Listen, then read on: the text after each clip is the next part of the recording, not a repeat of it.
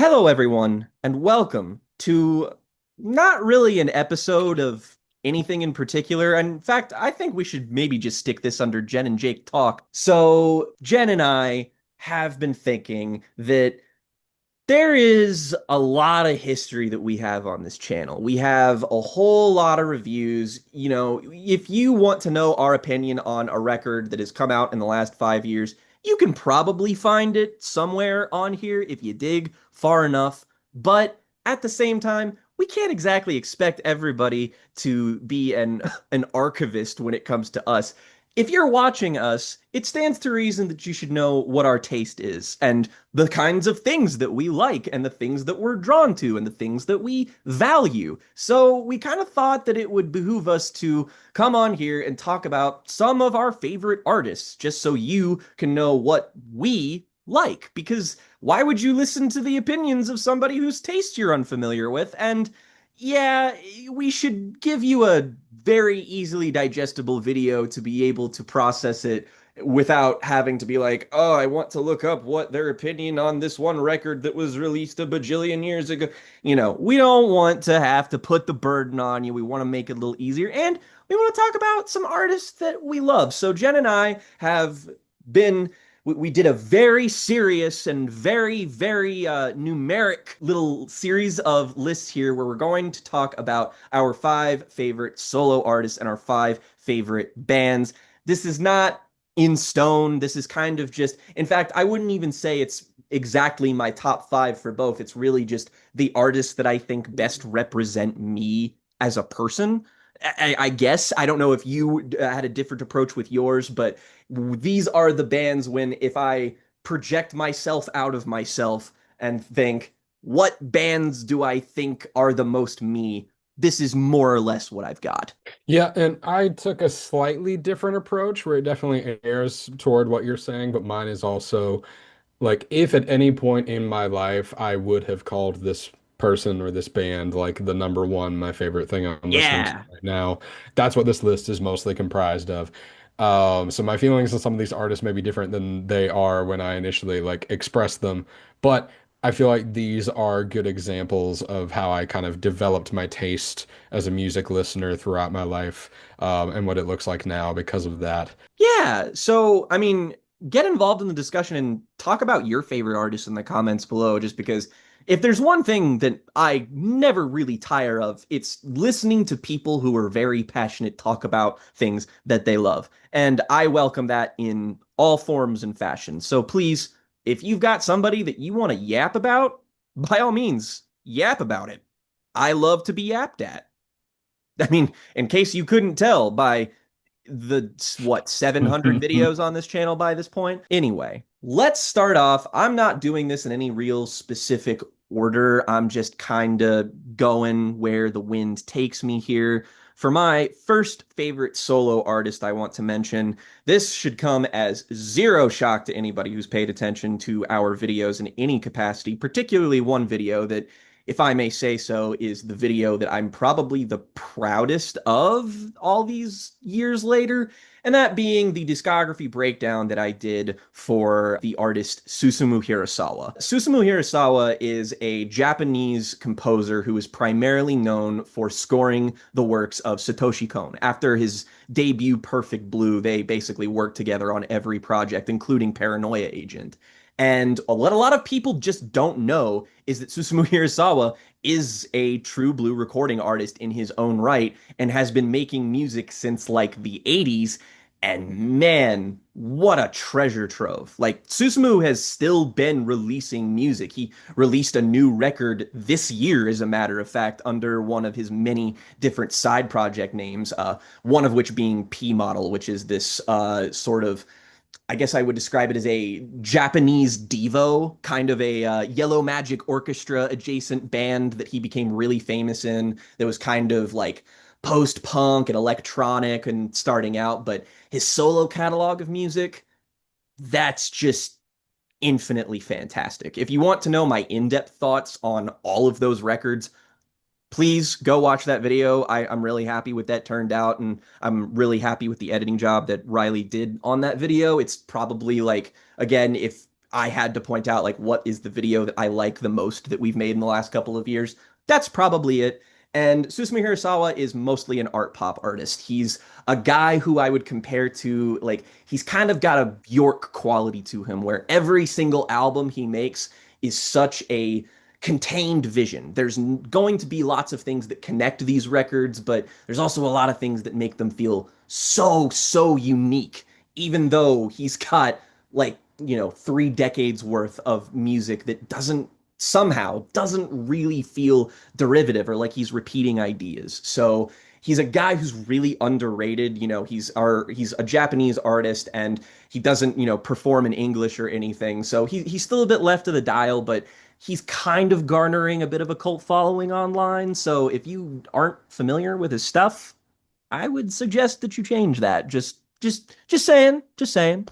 And for my first band that I want to mention, I want to get an obligatory thing out of the way. And not to say that I don't love this band, obviously, but my choice for the first band that I'm going to mention is Frightened Rabbit. And we, of course, did a Frightened Rabbit discography breakdown back in the first year of this channel. That was a very heavy video, honestly. Very vulnerable. We talk a lot about some shit in that. I would recommend that. There's a lot of stuff that connects me to this band that is very personal that I don't want to get into, and frankly would probably bum a lot of people out. But Frightened Rabbit were a indie rock band, a Scottish indie rock band led by Scott Hutchinson, who tragically passed away in the last decade, and he was my favorite songwriter. Just period, no qualifier. Kind of I would say you would probably like Frightened Rabbit if you were a fan of something like The National. Bryce Dessner of The National, in fact, produced the final Frightened Rabbit album, Painting of a Panic Attack, otherwise known as like my second favorite album ever.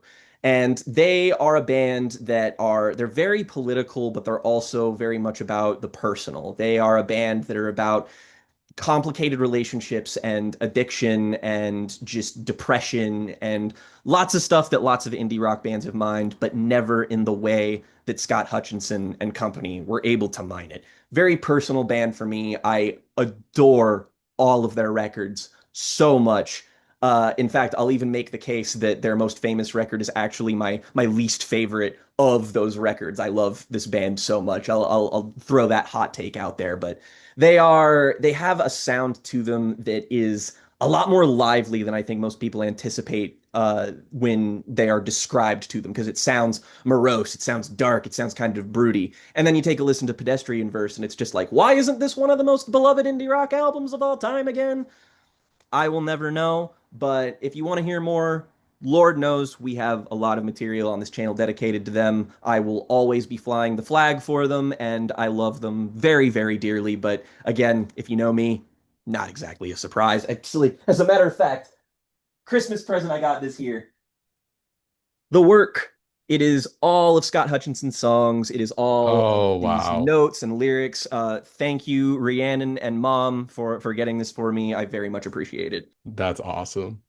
I love that. Jen, Going from Jake's wonderful avant-garde underground choices, I'm going to lead with my first pick for solo artist being one Mr. the Man in Black himself, Johnny Cash. yeah, the But I first mean, artist I ever truly loved. that's the thing is like, what else can I say? This was the first like type of music that I went out and sought out and got really Yep, invested in from a like previous era because I didn't grow up listening to a big variety of music. There was plenty of music in my house, but it was all the same or it was whatever was on the radio. So I yep. can tell you like extensive hot takes on the country radio hits of the 2000s, but I maybe listened to seven different albums front to back by the time I was 15. Uh, Yeah, basically same. Like I think that I was not an albums person until I was, if not 18, almost 18.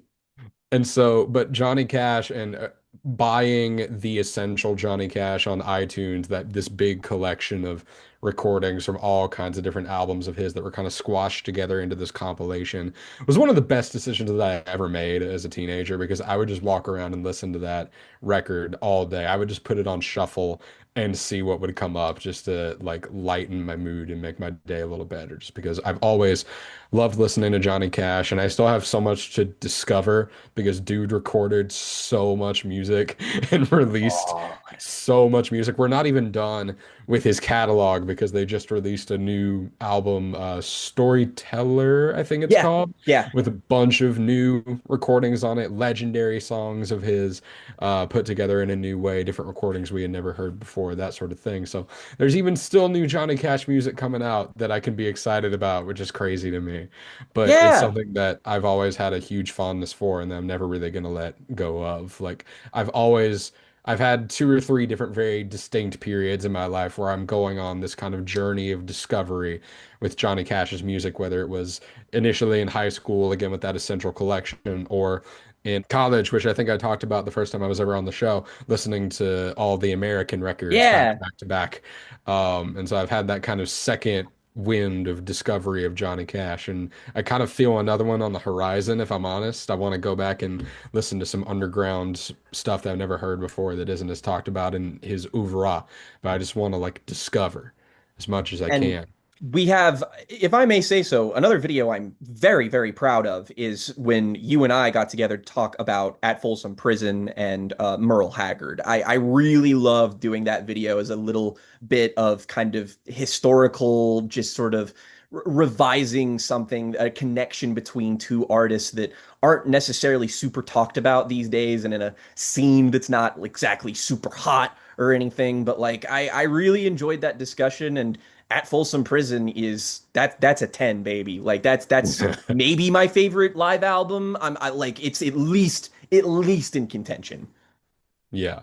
And so my first band, again with the whole this represents a period in my life, so it might be a Hmm. little bit embarrassing just to say it, but like it's a gateway to understanding who I am as a person. When I was in high school, my choice of the emo trinity was I was a Fall Out Boy kid more so than Ah, anything yeah, so else. was I. So was I I. was a Fall Out Boy kid, and don't get me wrong, I love my old Panic at the Disco albums, and I love My Chemical Romance. I just went to the Black Parade not too long ago to see them live. But when I was in that period of my life, Fall Out Boy was my like that was my preferred of the Hmm. three. And even when like new bands like 21 Pilots were becoming Yep. kind of their contemporaries, I was still firmly in the Fall Out Boy camp, even when they were putting out stuff in the 2010s that didn't garner them as much acclaim as some of their like mid-career records did. I'm a bigger fan of the most recent Fall Out Boy album than probably anybody that I know. I don't even like it that much, but I remember Have I even everybody like heard that? So Much for Stardust. Yeah, yeah, yeah. I did There's listen a to that. lot of That bright that's not a spots on bad that. album. I wouldn't call Yeah, that there's album a lot bad. of bright spots on that record and songs in there that I would put among the best of their catalog. So I've always been a huge Fall Out Boy fan, and I think what's always made it stick for me is just that combination of Pete Wentz's weird, impressionistic, very poetic lyricism that contrasted himself and the rest of the writers of his era, and along with the soul influences of Patrick Stump's vocals, all things that are like textbook characteristics for this band, but that you really couldn't find anywhere else in that scene at the time. And something that's always resonated with me and that I've always like kept pretty close to me is like characteristics of bands that I enjoy are like little elements of genre blend like that, where if you've got like this one weird little nugget of genre mixed in with everything else that you're doing, I'm going to kind of immediately gravitate toward whatever it is that you're putting down, just because I like seeing people experiment with the boundaries of genre, and Fall Out Boy were big on doing that, and even Patrick Stump's solo music was interested in doing that as well. So I've always had a bit more of a fondness for their whole catalog than I have for Panic at the Disco and My Chemical Romance, even though I love them both dearly in many ways. Probably spend a non-zero amount of time in high school listening to a good amount of Fall Out Boy songs that probably are even they're not exactly what I would say are. I'm not winning any brownie points or cool kid points by saying that I was listening to these on the bus as often as I was. But when I was first getting into music, they were one of the bands that helped me get there. And I'm not really much of a fan these days, but they do kind of send me back to a nostalgic place that I just remember being at back in the days where I would, back when streaming wasn't really a thing to me, and I would just go on YouTube and then rip songs from that and then put them on my iPod just because I was like, I like this, I want to put it on my MP3 player. And then I did. And it was before I knew what bands were cool and what bands weren't okay to like or admit that you listened to. And it's just kind of it's nostalgic, it's nice Yeah. to look I back still on. listen to Infinity on High all the time. I, Like it's that's a it's been a great while rock since I've gone album. back to that one, I'll admit. That's one of my favorite rock albums just in general. Like I love Infinity on High. You know what? One of these days, I feel like it would be interesting to go back and like cover the discography of Fallout Boy, just because I've always wanted to sort of push more for discography breakdowns on this channel of artists we don't necessarily even possess an overwhelming amount of fondness for. That was kind of the idea when I pitched to Riley doing one for Lana Del Rey, because I was just like, I don't really love all of her albums, but I kind of feel like that makes for better discussion if you can just, if you have a variance, basically, like if you have like an era or just like a bunch of albums that you're not into, it creates a dichotomy of just like, well, why this and not this? So hey, we could talk about them one day in the future. I am not opposed to doing that. However, there won't be any mania revisionism for me. That one's a bit of an unfortunate misfire. So next up, passing it back to me, I'm gonna go with another one that probably shouldn't be news to anybody, but let's go with the first band that I'll talk about is Nick Cave and the Bad Seeds.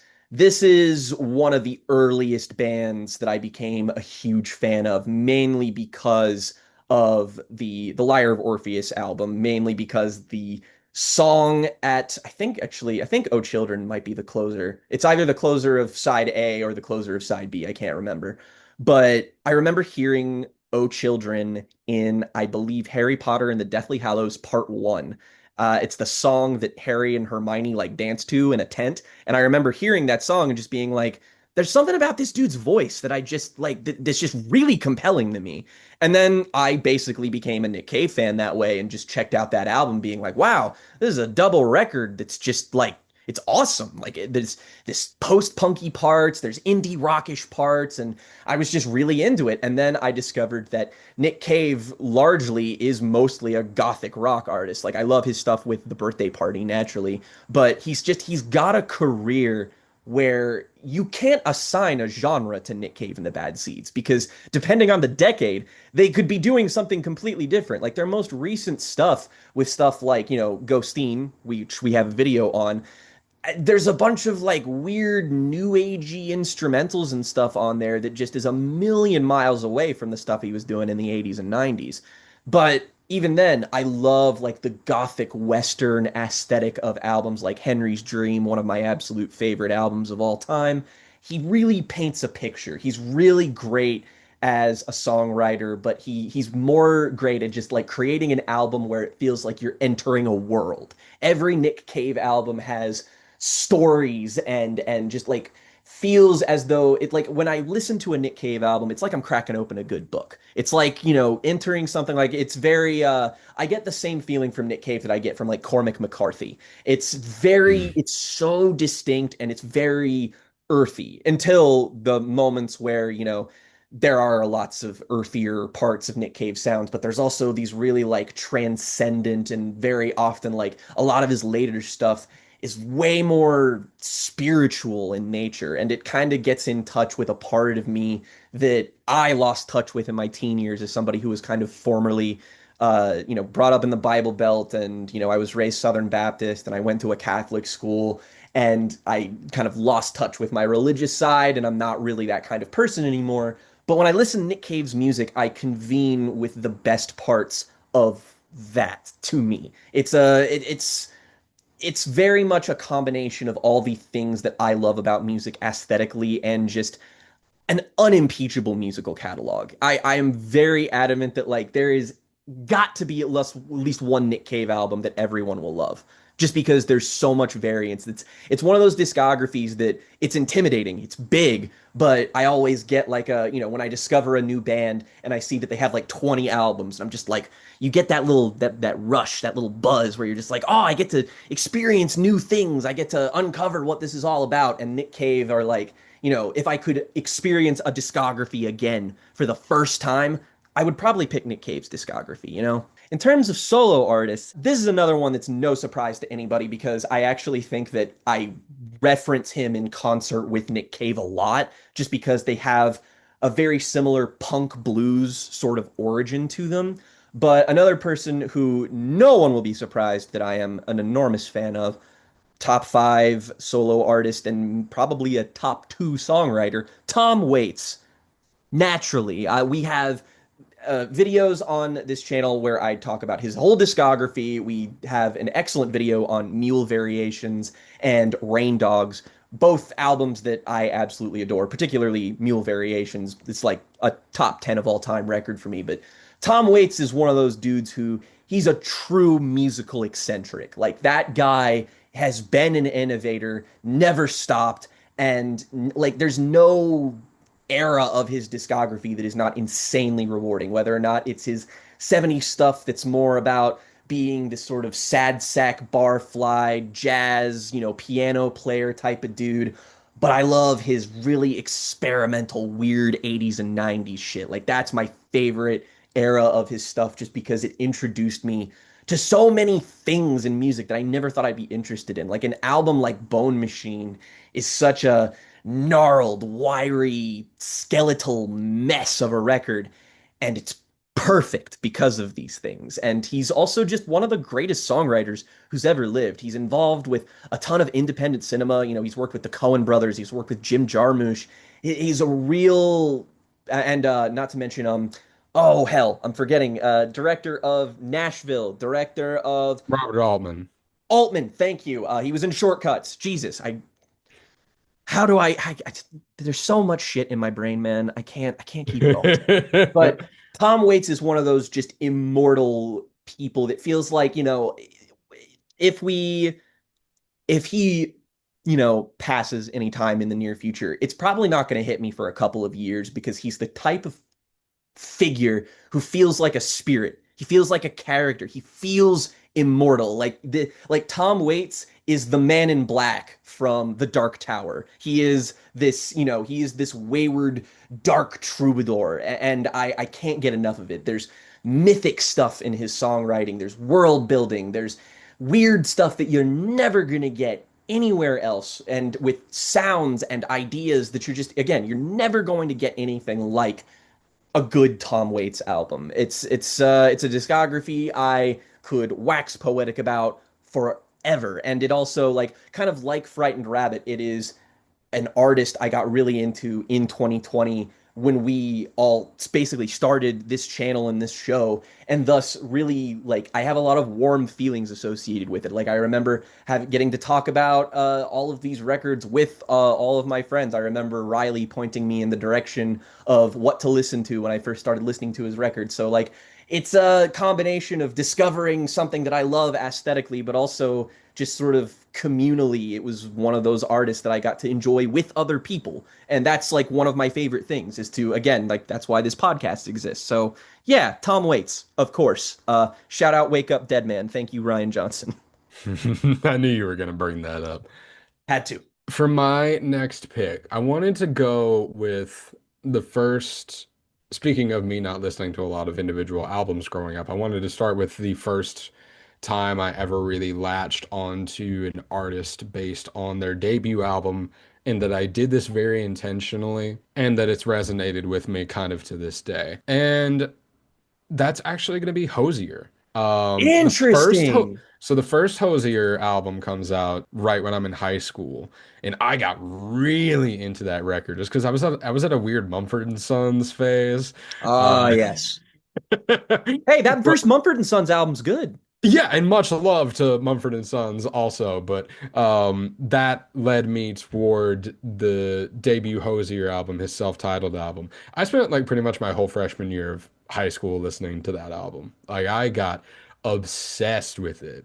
And Hosier has just always been a guy who I've constantly been surprised that he's been able to keep my attention, if that makes any sense. Yeah. Like he keeps having very unexpected evolutions as a songwriter and as a musician and as a performer in a way that's kept me interested. Whereas like today, I look back at some of the stuff on his self-titled album, and I'm like, yeah, there's a lot here and there's a lot of like profound stuff in his lyricism, but man, some of this production is just so like blah, run-of-the-mill basic stuff that you expect, and it all kind of runs the same into each other. But as his music goes on, he becomes a lot more daring and a lot more willing to experiment with his like blues and funk influences, Oh yeah. along with his like, blue-eyed soul stuff that he's been doing in his music since the beginning. And so even his last album, Unreal on Earth, was a really unexpected surprise, going all in on this kind of conceptual angle and doing some things with his music, some of which work, some of which don't, but like doing more experimentation with what his albums sound like and what his songs are going to sound like that always keep me invested in seeing what he does next, even though, I put him on this list for a reason because he was important, really important to me at one point in time, but I wouldn't call him one of my favorite solo artists today. But like I said, I'm thinking about this list slightly differently than Well, you are. he's a very like I've never really been into Hosier, but like even from a distance, like what the thing I respect about him the most is just that he is an incredibly thoughtful songwriter. Like always has been, regardless of the production backing him up. I have always respected that like whether or not you get along with his music, that's your prerogative, but he is an artist who clearly puts a lot of time, effort, and work into having a specific vision.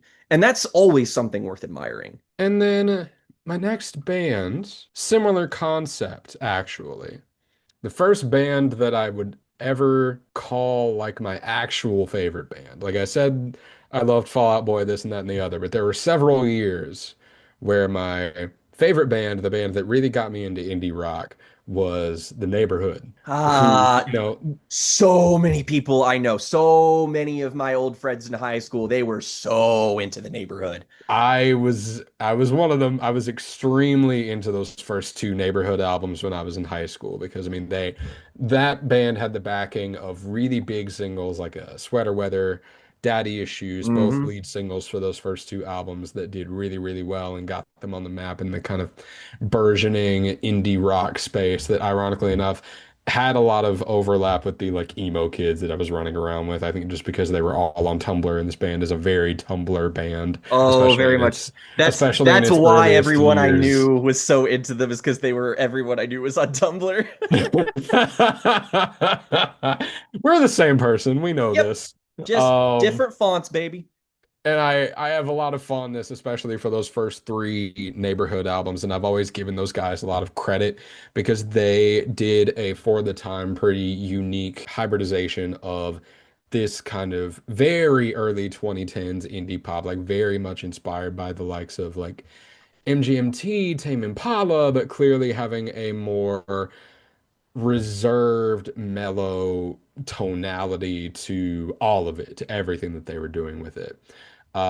Which gives it this kind of smoky, beachy, black and white movie, grainy feel. That's very Hmm. sexy when you don't know anything about that aesthetic when you're a teenager. Yeah.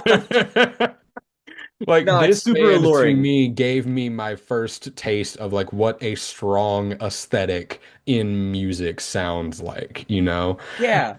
in a way that was divorced from like pretty much my entire musical upbringing being based on country music and like old doo-wop and rock and roll records that my grandparents listened to.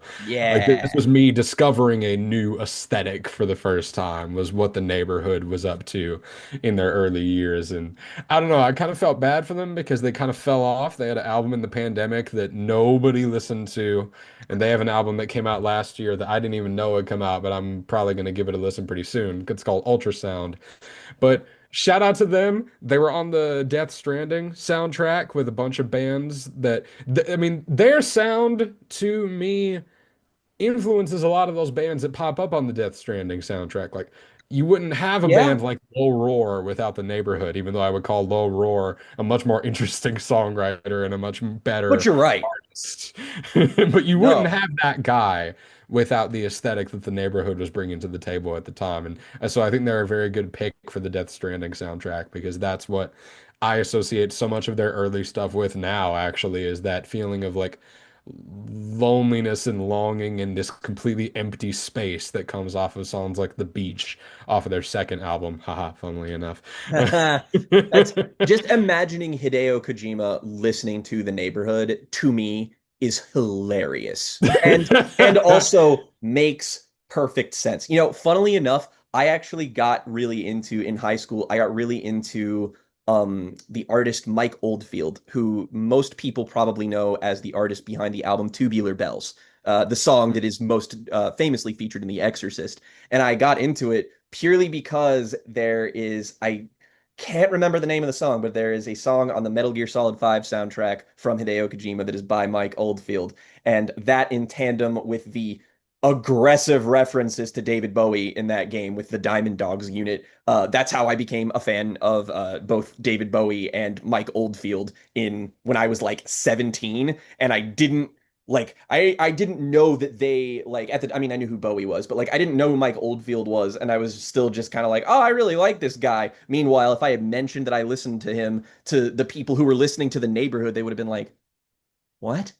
And yet, those things have now come together through the force of Death Stranding. Yeah, Life is and so weird, man. I should shout these guys out because they did a really unique thing still to this day, which is they were blending all this atmospheric indie rock stuff with hip hop on their Yep. mixtape Black and White, and even on their self-titled album. That was my introduction to Denzel Curry because there's a Denzel Curry feature on that record. Oh, wow. I actually didn't know that. That's awesome. Denzel Yeah, Curry is so an artist I very much associate with you. but that's always been something that I've respected them for is their like very clear love of hip hop and their willingness to bring in people from the underground because they were working with like YG, he's on Black and White. There's a couple other Yeah. artists that were coming What up at the year was time that that Denzel pop up Curry on that. feature? That Black and White mixtape was 2013, I want to So say. It was around the that time was of the early on in Denzel's career. So good on them for like propping him up. That's awesome. well, the Denzel feature comes around in 2019 Oh, okay, okay. on their self-titled record. Still, that's pretty cool. But yeah, the YG feature comes in on Black and White, which is 2013, I want to say. Yeah, 2014. But that album has got like YG, there's a very early G-Eazy feature on that album. But there's Ooh. also like French Montana is on that record. Like these guys were looking for interesting up and coming artists, some of which panned out and some of which didn't. But I'm compare sorry. that I can't hear French Montana without thinking about Dracula Flow. I'm moving like French Montana, huh?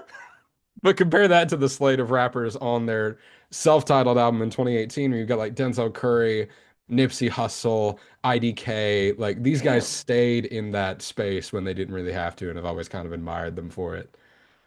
That's kind of awesome. That's a band that I feel like I should revisit just because it would feel very nostalgic. Like the only party-esque things I ever attended in high school were soundtracked by The Neighborhood, Their basically. debut album, I Love You, was I think the first new vinyl I ever bought, the first time I Ooh. had a record player. Yeah, like I very much like The Neighborhood is just a very quintessential like people who are our age band to me. Like it's Yeah. very like it takes me back to a really specific place in time.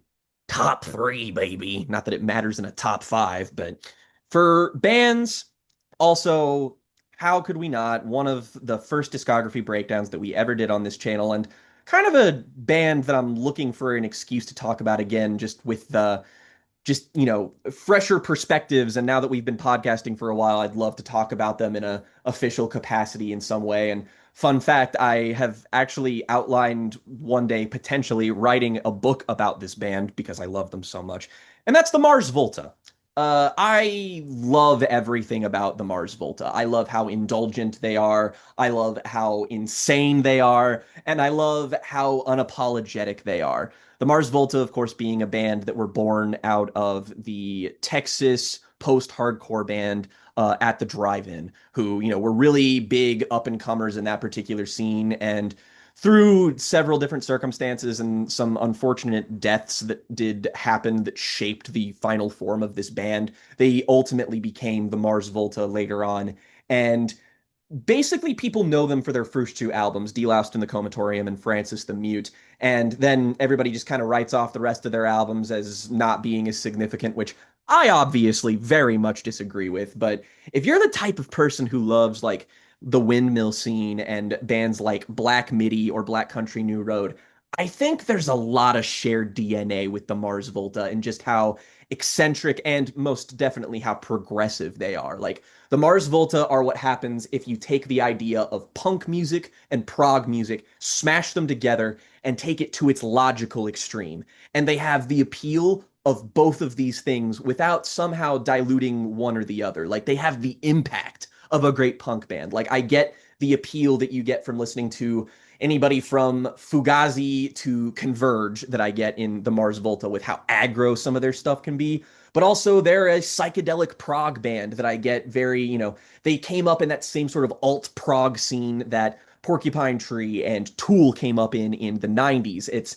They have such a unique specific sound, and nobody writes and performs like Omar Rodriguez Lopez and Cedric Bixler Zavala. Like you will there are hooks, there are instrumental ideas, there are things that you will never expect. Every single time this band has the opportunity to throw you a curveball, they absolutely will. And they're such unbelievably great musicians that they've never done anything where I've been like, oh, that isn't interesting to me, or that doesn't, that isn't super compelling to me. Like, yeah, they did reform and recently come back with the self-titled album, and that's not exactly like my favorite Mars Volta album or anything, but the fact that they're coming back and doing this like Latin salsa, like pop thing is just like, you know what? That's so in keeping with the spirit of just doing whatever the hell you want. Like I'm tossing around the possibility of like trying to talk about them in some capacity, but they're just a band I admire the endless creativity of. When Morgan threw Francis the Mute at me after we first met, and I listened to that record, and it's this combination of Latin music and prog and punk and post-hardcore and ambient music, and I was just like, I have never heard even half of these things combined with each other, let alone this musical web of whatever the fuck. Like when I first listened to Cassandra Gemini, I'm pretty sure it splattered my brain on the fucking wall. Like they are a band that'll do like weird ambient sort of just like strange little just sort of offshoots in their music. And then they're also going to have this rip rockin' guitar solo that'll tear your fucking face off. They are just an ideal band to me. They have an ideal discography, a sound that constantly changes, production styles that constantly change. They have never been done evolving, and they're also punks in spirit, and they always have been. One of my favorite things that they ever did was that, funnily enough, when they were really, really young, that one of the bands they were in a band, I believe it was called Sparta, that had United States Senator Beto O'Rourke in the band with them. And he had some policy position a couple of years ago that was not as progressive as the image he presents to be.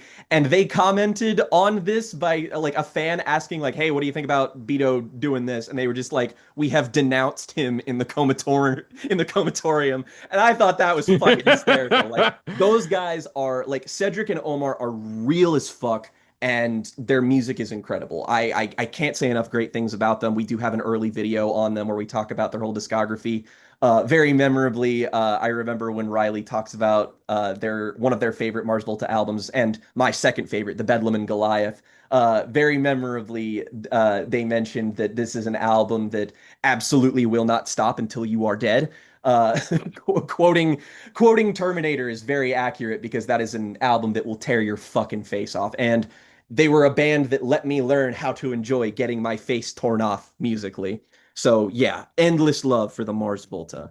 And solo artists, this is just one of the most I would say of all the artists that I'm mentioning right now, without this artist, I would not be sitting here talking to Jen. I wouldn't have this podcast. I wouldn't have this channel. I wouldn't love music as much as I do. And I, of course, owe all of it to Kendrick Lamar. And I mean that because I grew Kendrick up Lamar is on and my list as well, so let me jump on this one, but you start. perfect. Kendrick is, I mean, like one of the biggest artists of our generation, but like if you grew up in the early 2010s, Good Kid Mad City's gonna find you somehow. Like, I didn't listen to hip hop, I barely listened to music. I somehow found out about Good Kid Mad City just because that album was so big. But it was before I listened to music like that. I was still, the weird type of autistic kid who was listening to like, video game soundtracks for the most part. And That's the evil eventually, autism we're talking about. exactly. But one day in 2015, I had my friend, Zach, very close friend, a guy whose music I've actually talked about on the channel in the past. And he's a rapper. He's from Kentucky. And he talked to me and was just like, "Hey, do you know who Kendrick is?" And I was like, "I know, but I don't like know him." And he's like, "He dropped an album today." And I'm like, "Oh, okay. Like, is it good?" And he's just like, "Dude, you have to listen to this," because people forget To Pimp a Butterfly, when it was dropped, was a surprise drop. Like nobody saw it coming. It just appeared on the fucking streaming services. And he was telling me all these things that To Pimp a Butterfly did about like this poem that was constantly reincorporated and how it eventually built into the final song, which was revealed that it was a poem that he was reading to one of his heroes. And there's just like all of this stuff that I, as someone who did not listen to albums, I didn't know that the album as an art form was capable of these things. And it's not that Kendrick invented these things, God no, but I, as a young, stupid child, was like, I didn't know that that's the kind of thing people did with albums. Like, I was somebody who, like, I didn't understand that sequencing in an album mattered. Because, again, it was something that I didn't think about. And then of course, I go home that day and I'm like, well, my friend told me to, so I guess I will. And I go on YouTube and I download all of the songs onto To Pimp a Butterfly. And because I still don't really understand like how sequencing works and how important it is, like I put it in my library, I attach the album art. I don't quite understand that you can go and, order the track list. So I listened to Pimp a Butterfly for months with song titles in alphabetical order, which imagine hearing Blacker the Berry before 90% of that track list. Weird fucking experience. But nonetheless, I started listening to it, and imagine you're deep. Like, the only hip hop I'm familiar with at that point is like recovery era Eminem, because of course. And I'm suddenly hearing songs like hearing songs like King Kunta. I'm hearing songs that, again, just like These Walls. The first time I heard it, I was just kind of like what is this? I don't understand. But I became so fascinated with it, and I just wanted to understand what was going on this record so much that I kind of brute forced my way into becoming a Kendrick Lamar fan. And if you were paying attention to music in that era, and you were cognizant when Damn dropped, that was another thing you could not escape. You could not escape it. And that was just like the popularity of that. It made Kendrick feel like he was going to be a generational artist. And here we sit 10 years later, and he is the generational artist. And again, without that serendipitous little moment of my friend recommending to me to listen to this album, an art form I don't really know much about, now I'm here. So I owe a tremendous amount to Kendrick, and his catalog's fucking amazing, man. Like we've talked about him endlessly. Jen and I, like ourselves, have talked endlessly about him.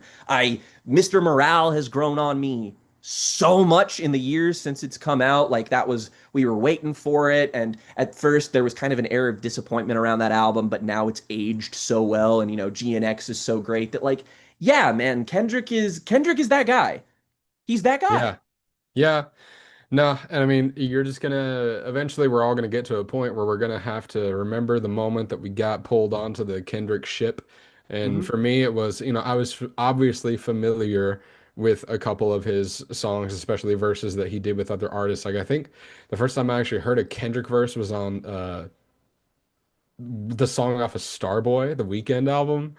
Wow. Yeah. Because Yeah. I went to a small town so small that they would not even play the Kendrick bangers at the school dances or whatever. So like I had to go find that myself eventually. And so that feature was what got me into Kendrick's music initially, but I didn't do the full like discography dive for the first time until you guys did your video, actually. That initial Kendrick discography breakdown pre Mr. Morale got me inspired to go back and get caught up on everything before Mr. Morale dropped because I knew that was going to be big.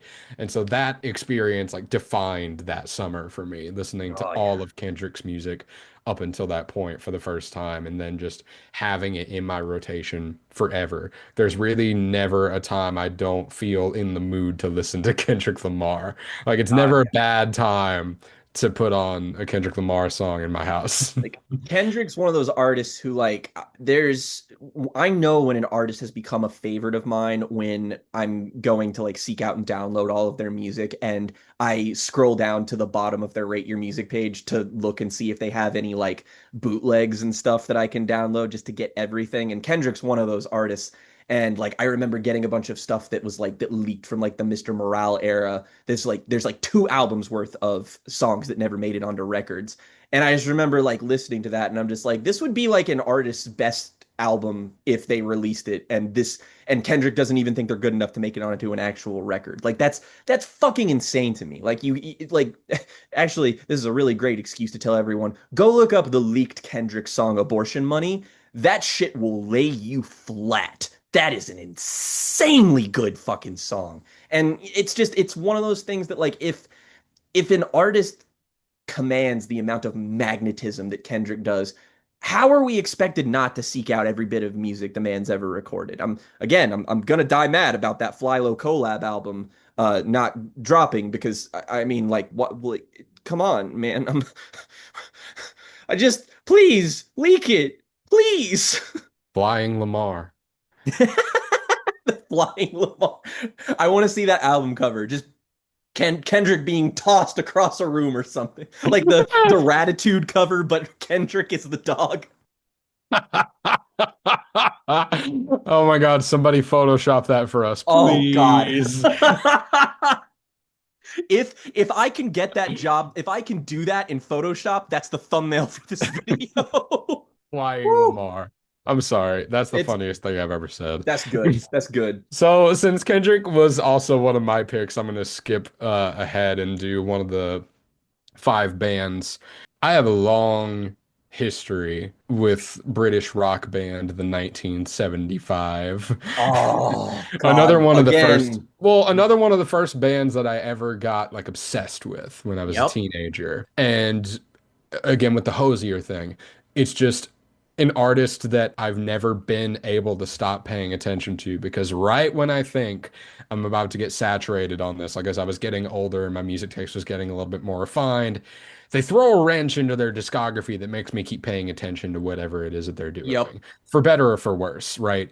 A brief inquiry into online relationships was just the right amount of getting weird with it to keep me paying attention at that point in my life when I was still like into their stuff, but was unsure how long it was going to be in my rotation. And then, of course, their trajectory as a band really changes for me with their post-pandemic work, right? Hmm. The Notes on a Conditional Form Yep. is mostly not great album, but it's just so weird that I had to pay attention to it. It's a And risky album for there's sure. still a lot of moments on that album that I really, really like. And then being funny in a foreign language, which I talked about a little bit on a random episode of the show as well. It's just a wonderful record that made me like have to keep paying attention to these guys as being like a now decade long paragon of like British rock music in the same, they've got Oasis and Gorillaz level aspirations that I don't know if they're gonna reach, but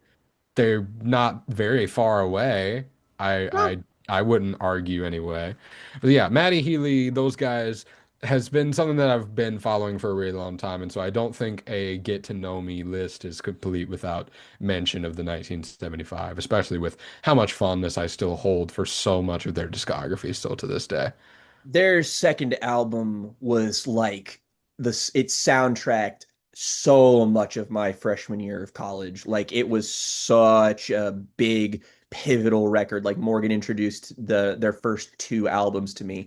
And I have a lot of fondness for those first two albums. Notably, I mean like I also have a connection to this band because they were the first band we ever reviewed on this show, even though I wasn't really a fan of Notes on a Conditional Form, but I still feel tied to this band in a lot of ways. Like I spent very, very many sad evenings listening to songs like Somebody Else, which were just fuck. They just, they speak to you when you're a teenager and when you're feeling heartbreak for the first time. But it was also songs like The Sound, which was just so like that's such a wrecking ball of a pop song. And then there's other weirder experiments like Lost My Head on that album is such a strange little divergence that I remembered loving. And Love Me is like, what a fantastic pop song. Like Amazing album I'm opener. Holy crap. always gonna I'm always gonna hold space for them, even if they've dropped off a little bit with me. They are a band I still begrudgingly am just like, I have a soft spot for you guys. And hey, I got to see Matty Peely play guitar at the Eras tour, and that was funny. It was really funny how like everybody just kind of ignored him. He just kind of sat on the edge of the stage and was just like I don't even think Phoebe introduced him. He was just there That in was some so skeleton footy weird. pajamas. That was That very was odd. so weird. Very, very strange, but nonetheless, it will be something that I remember forever. I do. The 1975. I'm hoping that their next album like really wins everybody over. They feel like they're a band that every time they put out something new, they kind of fracture a bit of their fan base a little bit. Like some people latch Yeah. onto it, and some people just kind of move away. But like I'm always hoping that they're going to come back with something really strong. Like I'm is actually have they are they putting anything out in your town like They in put the out a near live future? album recently that I haven't listened to yet, but I don't know if there's any Because new it's like been official stuff four on the way. years, which is the longest amount of time that's passed between albums for them. So that's interesting.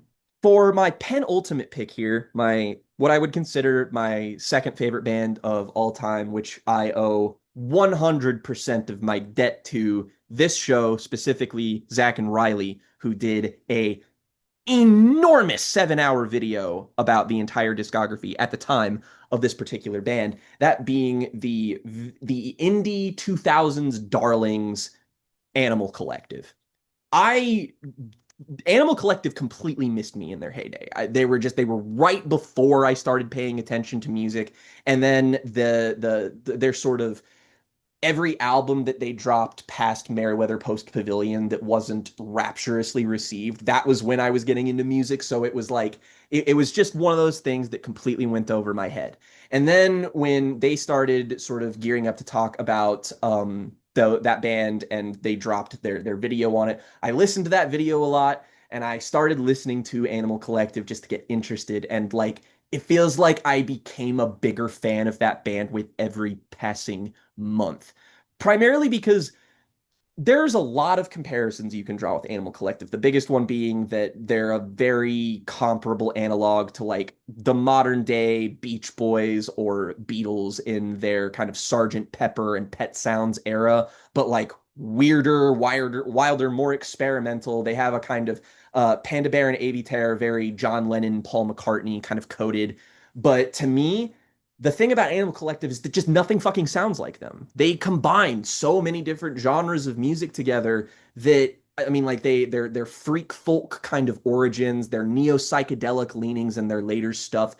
You smash it all together, and just there's just nothing that sounds like these guys. And I would say that about many of their albums, which basically defined indie music for a really long period of time. I mean, Merriweather Post Pavilion was a fucking insanely big album. Like those albums like that and that first Arcade Fire album, like that was what the indie music scene online looked like for a long period of time.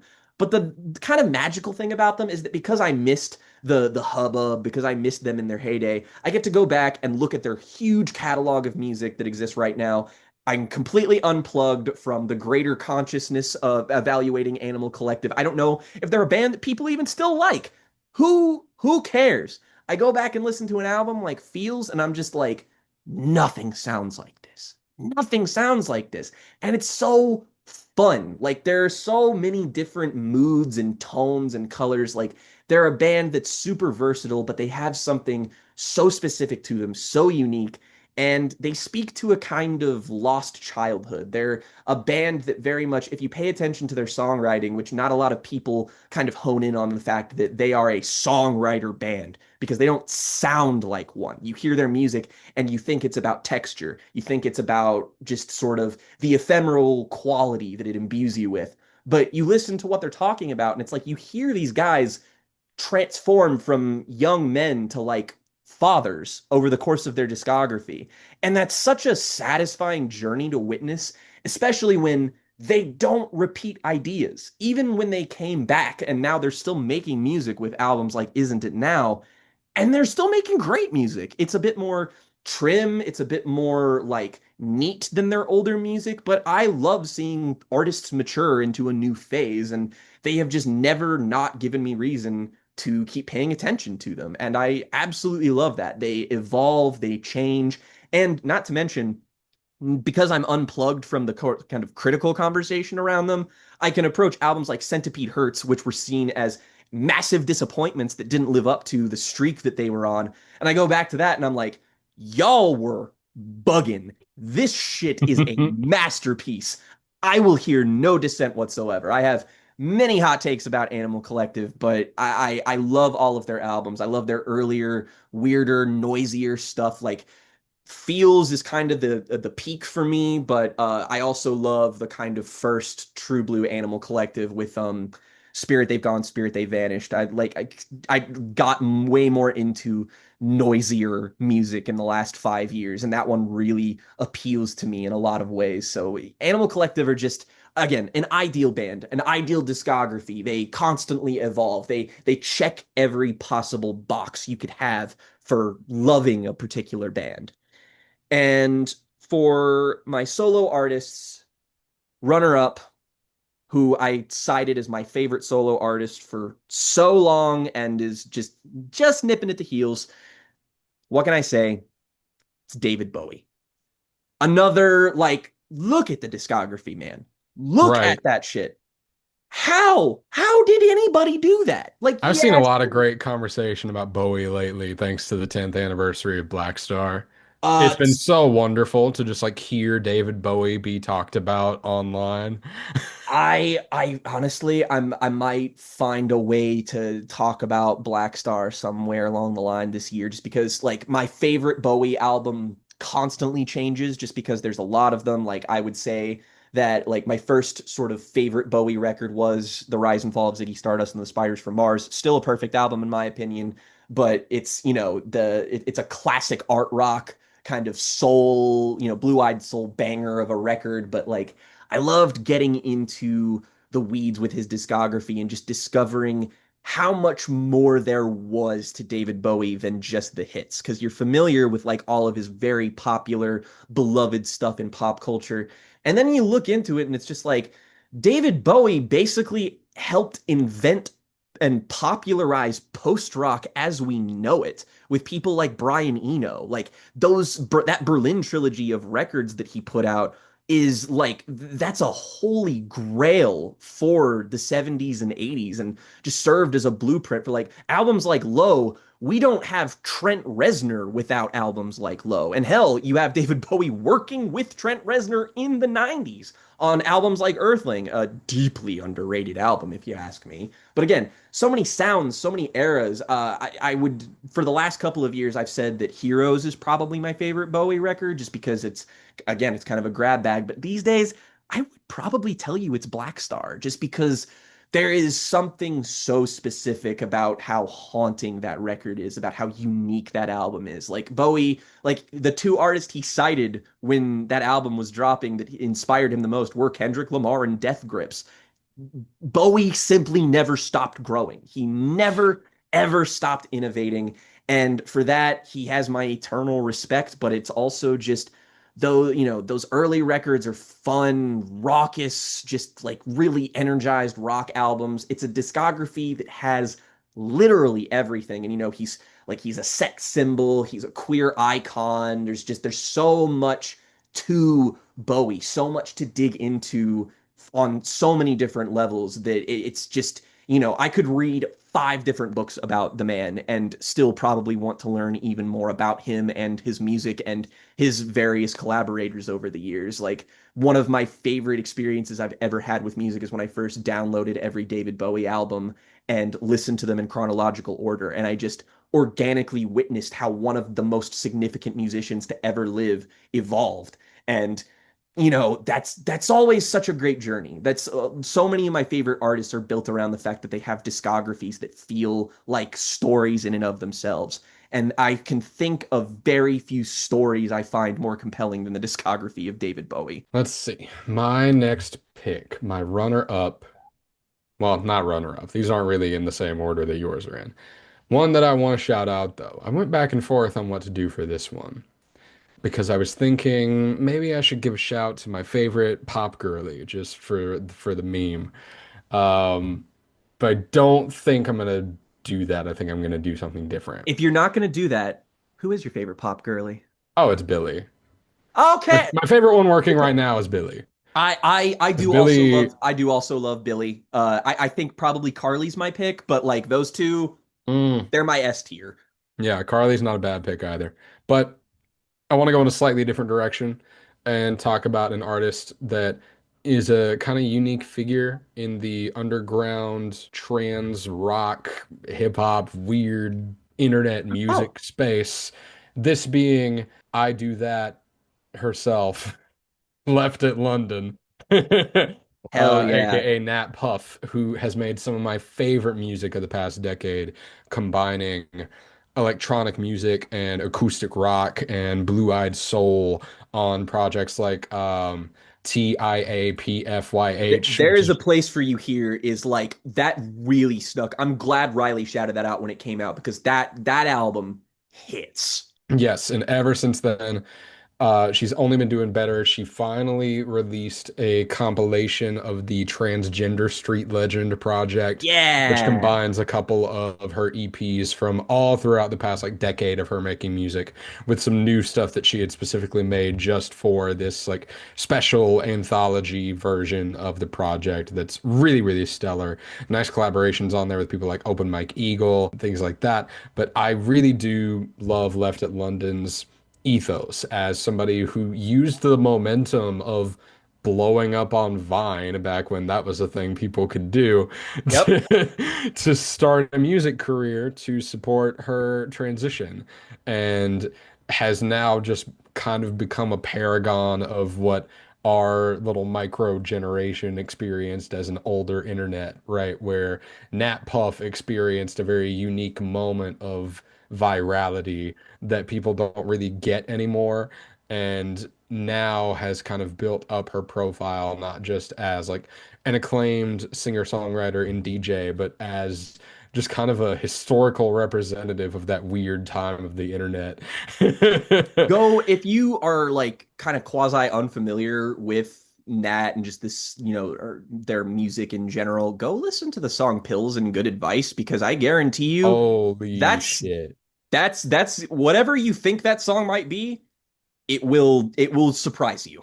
If you're into anything that we've talked about this episode, you're probably going to get some appeal out of Left at London's music because, like I 100%. said, it's everything from the everything of Pills and Good Advice to the very reserved classic Blue-Eyed Soul tributes on songs like I'm Not Laughing Anymore, where she's doing these kind of spoken word passages mixed in with this insanely well done hard rock and roll falsetto.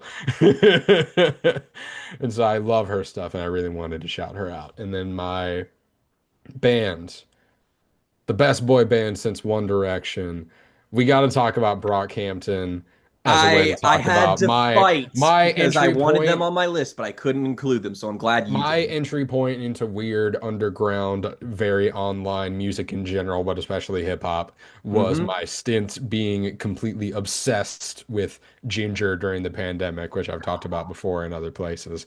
But that got me down the rabbit hole that got me into people like Open Mike Eagle, Earl Sweatshirt, JPEG Mafia, Armand Hammer, Gais Guevara, right? I wouldn't know about any of these people without Brockhampton making me realize that this scratches a very unique itch in my brain as a music fan that I've been chasing the high of ever since in as many places as I can find it. And the ultimate misstep of the final days of Brockhampton's legacy be damned, I hold a lot of love for this discography still to this day. The Saturation trilogy, I've always adored, but I've always had more of a love and interest in their post-saturation work leading up to, again, those missteps in the final days of their existence as a band. But still, like Ginger, Roadrunner, Iridescence, all wonderful albums that define this kind of period and era and mode of hip hop for me. The more I think about it, the more I kind of regret not putting them on my own list just because they are such a pivotal band for me as well. Like I remember downloading the Saturation trilogy and listening to it like when it came out and just being like, yeah, these are cool albums. And then like gradually as that summer kept going, I kept listening to those songs more and more. And then it just they occupied a permanent residence in my brain from that point onwards. I love how like Brockhampton's production still you go back and listen to the Saturation trilogy and it's still so vibrant and colorful and fun and nothing sounds like it still. Like even though Brockhampton that they took a lot of notes from Tyler the Creator and everybody who came from that particular scene, there's still nothing that fully feels like Brockhampton's music, Brockhampton's run. Even their post-saturation stuff feels like it exists on a bit of an island. And I, like you, I love the Saturation trilogy, but I have always been more into their singular identity kind of records. And they're records that mean a lot to me. Like Iridescence was one of those albums that really kind of came to me at a real pivotal moment in college when I was like finding myself, and that's an album about not really knowing where to go next, and it just felt right. And I, of course, like if you go back, we've talked about Brockhampton in many different capacities over the years, but it was a long time ago. But one of my favorite experiences that I've just ever had was when Ginger came out, Saoirse, who used to be on this show, and Davey, who's been on the First Watch podcast, for example, they came to Kentucky and with Morgan and I, and we just kind of spent the week together, and it was soundtracked by Ginger. And like it was one of those things where it's like we were living in our own indie movie. We were living in our own coming of age story that week. And we went through some shit and we bonded, and that music was the soundtrack to that bonding. So Brockhampton to me is like it makes me nostalgic for my youth. It makes me remember what it was like to be a teenager and really like becoming an adult. And it makes me think of friendship just because like that's what Brockhampton built a lot of their shit out of. Like even when things got complicated and messy and weird, it was still all about, sticking together. It was still all about just like making something with your friends. Like in that way, Brockhampton were hugely inspirational to me. It was like they were people who were just a little bit older than we are, and they just decided to suddenly become musical sensations. And, there are no amount of comments on the internet of people just being like, oh man, what were we thinking when we were listening to Brockhampton? They're not like, you don't get it. I'm sorry. You just don't get it. You had to be there. And the music holds up. Like you go back and listen to the music, it's still great. So much like modern hip hop, if anything, they could still take notes from how fun and different and left field Brockhampton's production is. Like, take more notes from them, take more notes from Tyler the Creator, and spice things up a bit, damn it. Like, I do hate how they fizzled out, and it seems like the solo members are having a kind of a hard time sort of picking back up momentum. But people like Matt Champion and Joba are putting out projects that I think are really, really solid. Like they both put out something in the last 3 years that I really enjoyed. So I hope that we get to talk about them again one day. Yeah, I hope so too. All right, finals. Who's the most important? It's arbitrary. It's a bit silly, but my two picks, so obvious. Like, saw it come from a mile away, I'm sure. Favorite band when I started the show was Porcupine Tree. favorite band is still Porcupine Tree. It was difficult, in fact, to not put Steven Wilson on my solo artist list just because his sort of influence and his career is not limited to just Porcupine Tree. His solo career, ask anybody who's a fan, they'll tell you that some of those records are even better than some of the Porcupine Tree stuff. And frankly, I would agree with you. But it was the first time I found a band that really spoke to me as a young person. It was more or less like when I started listening to music, I was more obsessed with trying to just engage with experiences that weren't my own. I was trying to seek out things that I wasn't familiar with and that put me out of my comfort zone so that I could, acclimate myself to weirder shit. Like I was trying to listen to fucking Swans albums like immediately and stuff like that. And it's when I discovered Porcupine Tree, it was like I didn't have to work to love that band. There was no growing period. There was no, it was just instantly like, oh, I get it. And there's also like just there is something to a band that combines the kind of 90s progressive metal slash sort of like psychedelic rock resurgence that we saw. They were very much talked about in concert with bands like Tool, bands like the Mars Volta, bands like Nine Inch Nails, and even bands like Radiohead. Very, very similar overlap. But with Porcupine Tree, it's really just that I started listening to music that was so like impressive and just so like again, it was progressive music that really went for broke in terms of song structure and incorporating ideas that I was just completely unfamiliar with at the time. And also speaking to being a young kid, being lonely, being misunderstood, and everybody has to find that band that it speaks to their outsider sensibilities. And even still, as I've grown past that stage in my life, I admire the musicianship. I admire the atmosphere, the storytelling. There's so much thought put into it, and accompanied by the fact that Steven Wilson is the greatest living rock producer. Like, there is nobody who is able to do what he does with production. It is why he is basically single handedly reviving so much interest in old progressive rock bands by remastering all of them and doing a fantastic job at that. Like I don't know how like you all don't understand how fucking picky 70s prog fans are about their remasters. If one tiny little drum hit is even a little bit different from how it is on the original version of the album, they lose their fucking minds. And somehow Steven Wilson is still able to basically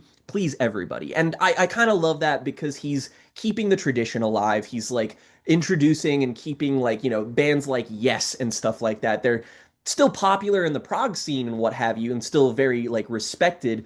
But even then, he's remastering albums like Tales from Topographic Ocean, albums that people are not talking about from bands like Yes. It's very much somebody who I think that's where I find a kinship with Wilson is that he has such an unabashed and complete love for a form of art that is kind of being forgotten. He loves something that is fleeting and is somebody who has always loved things like Pulp Fiction, the concept, not the film, but things that like people will turn their nose up at or think are like super old and stuff that people will just be like the things that the it's not that deep crowd love to kind of issue and just be like, in favor of the new hotness or whatever. And I get the inclination, but I am always going to love when an artist is blanketly just like, I adore what I adore. And I'm going to, regardless of whether or not like people care. Like, I don't care if people do. I'm just going to keep on going. And for that, Wilson has my respect, and he is I mean, he's a genius. He really is. Just an insanely influential, very stealthily influential guy who also is involved with a ton of other bands that I found out through Porcupine Tree. Like, my favorite death metal band is Opeth. Steven Wilson produced a bunch of Opeth albums, and he and Mikael Acker felt they're best friends. So much of my music taste I owe to Porcupine Tree. They helped shape who I am. They speak to me, and I love them for that. But I would be lying if I said I think that they hold a place over my favorite solo artist, who, as I mentioned in within, I guess, not that long ago, because I mentioned it in our favorite things of 2025 video, is it's Bruce Springsteen. I Bruce Springsteen, that was the first The Essential album I ever heard. I heard The Essential Bruce Springsteen, The Essential Billy Joel, and The Essential Michael Jackson because my mom owned all three of them. And I remember very specifically the first time I ever heard Bruce Springsteen was when I went in the second grade, spring break. We went to Florida, and we stayed there with my best friend in the second grade and their family. And we drove all the way down there in a van. And there was a little mixtape CD that my mom had that had most of Born in the USA on there. And I was just like, I'd never heard anything like that before. The synthesizers on that album were bright and saturated and colorful in ways modern music just like wasn't. And then Bruce's hollering big voice, I was just like, whoa, this is way different from all of the shit that I'm used to hearing, which again was a lot of Christian radio back when I was in, the second grade. But Bruce was just somebody who, the more I looked into his music, the more I was like, yes, I get this. I understand this. And, he's got these anthemic tunes, these immortal pop and heartland rock bangers. But I remember hearing a song like Dancing in the Dark, and that was the first song, the first single song that I ever felt stir an emotion inside me. I remember hearing Bruce Springsteen say, I'm still in this town trying to write this book. And I was like, oh, that's me. I'm in this town. I'm trying to write this book. I want to get out. Oh. And from then, it just snowballed. I started listening to his albums. I started getting into just the more like the even the less like acclaimed stuff after stuff like Tunnel of Love. He has so many underrated albums that come after that. The Ghost of Tom Joad is a fantastic example of that. He's still making great music with the E Street Band. In fact, the last couple of Bruce albums have been great. Like Letter to You, amazing record. He is somebody who, again, he's like Waits. He feels immortal. You see him perform with the E Street Band, and it's like, no wonder your fucking tickets are so expensive. I'd sell my own fucking arm to go to a fucking Bruce Springsteen show, and he's like, in his 70s.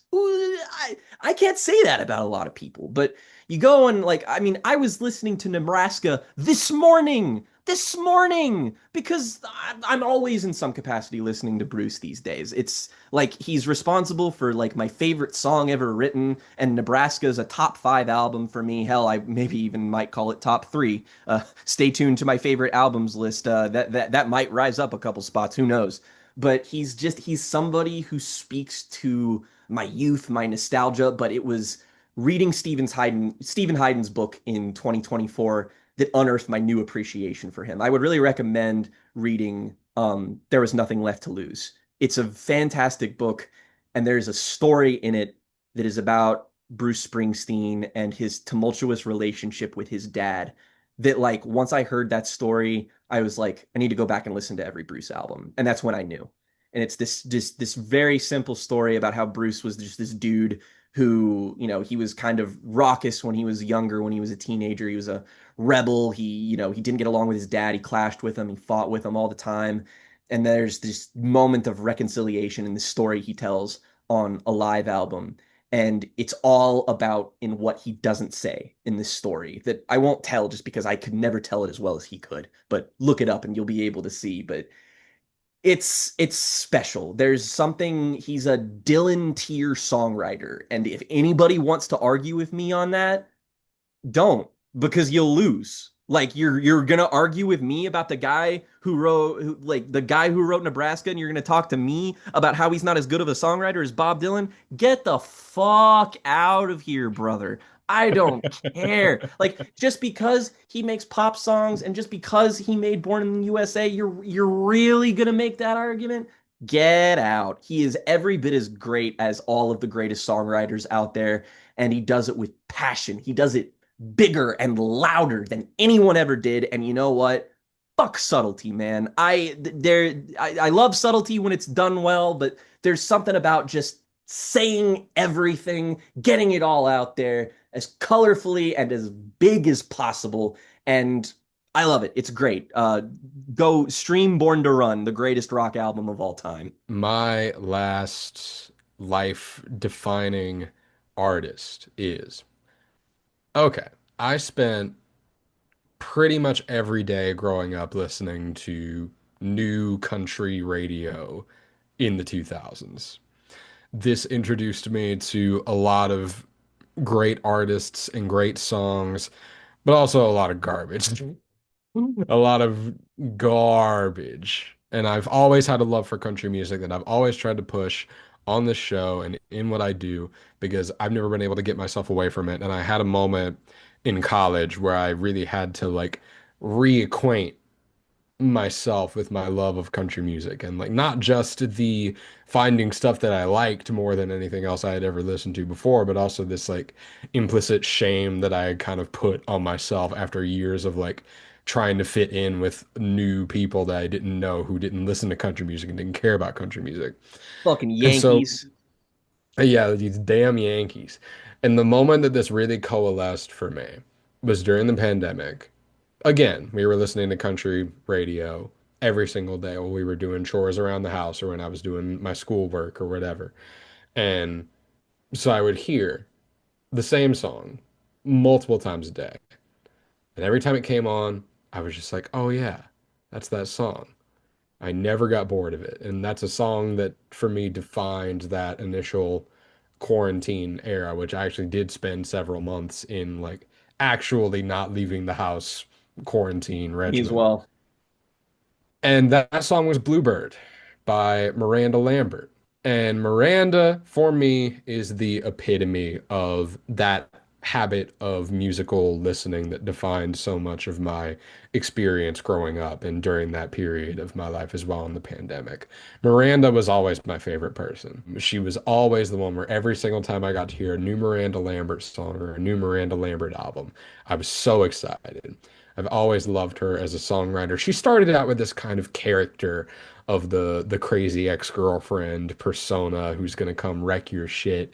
And that was really fun in her debut days, but she very quickly let that image go in favor of a more classically ordained singer-songwriter, traditional country artist image Oh that yeah. has driven many of her records since. And Miranda's always had a dark side to her, a dark side that she's been able to express on albums like Wild Card or the album that we talked about for Jen and Jake's Bizarre Fray, The Weight of These Wings, a Great record. definitive album for its era for me and a divorce album that really goes into her personality and how that kind of led her to that moment in her life. And I'll never forget just that constant reminder that I got to have during the pandemic of like, oh, Miranda Lambert is always a person who I can go to for exactly what I want out of country music with songs like Bluebird or with albums like The Weight of These Wings.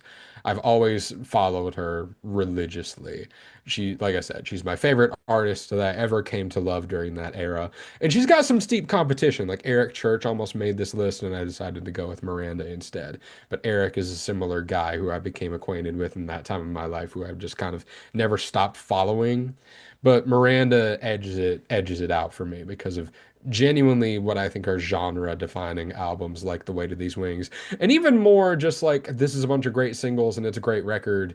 Stereotypical stuff like her album Platinum, which has a bunch of insanely big hits on it that you probably, if you were listening to music at that time, you probably remember even if you don't think you do. Naming an album platinum is a bold fucking And move. guess That's what? It was her crazy. biggest success at that time. That's It was awesome. her biggest album up to that point. It surpassed everything she had ever done because of how good those singles were.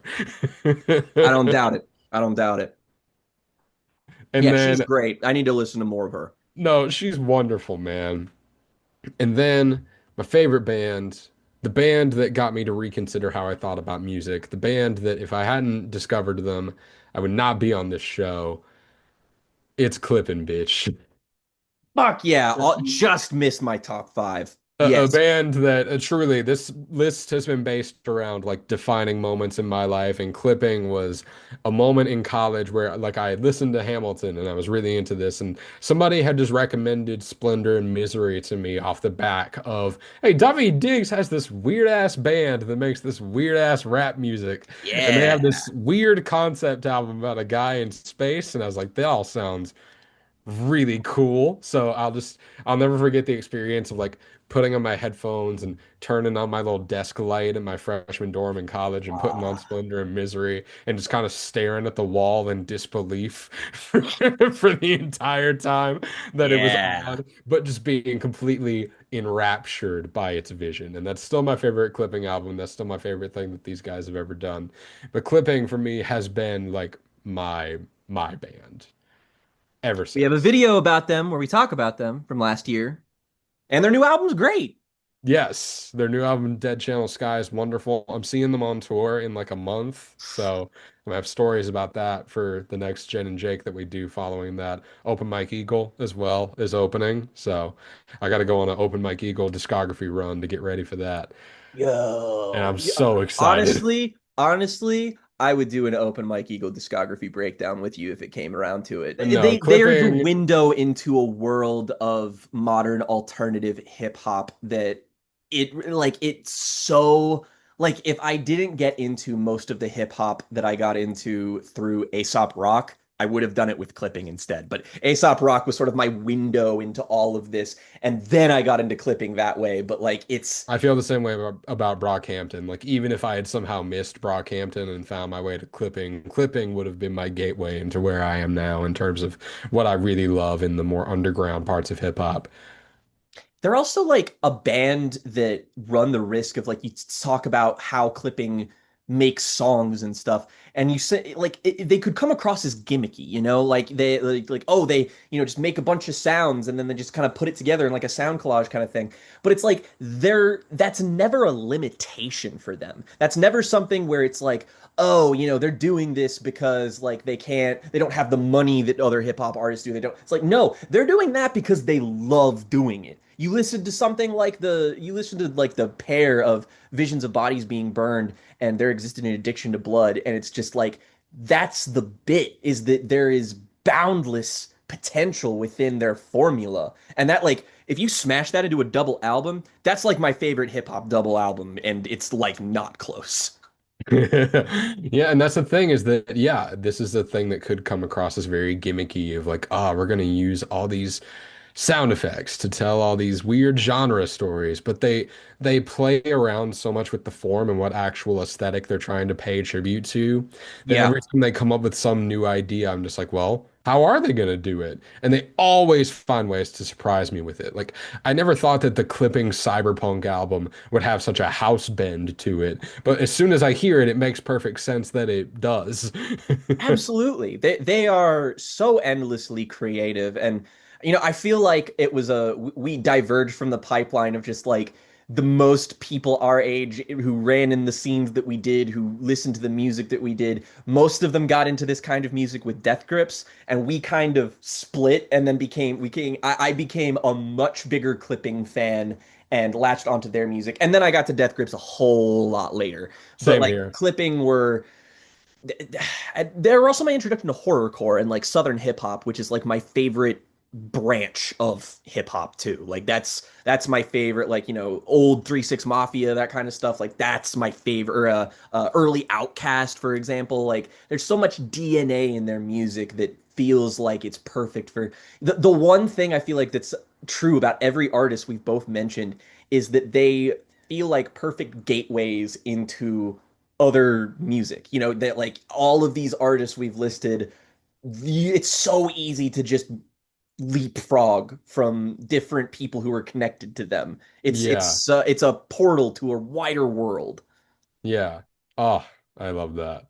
So we just talked about our favorites. You might know a little bit more about us now. We got some stories, we got some stuff here. So stands to reason. If you got a story, if you got a favorite band, you got a favorite artist, tell us about them. We'd love to hear it just because what is stuff like this for if not a forum to share your favorite shit with people?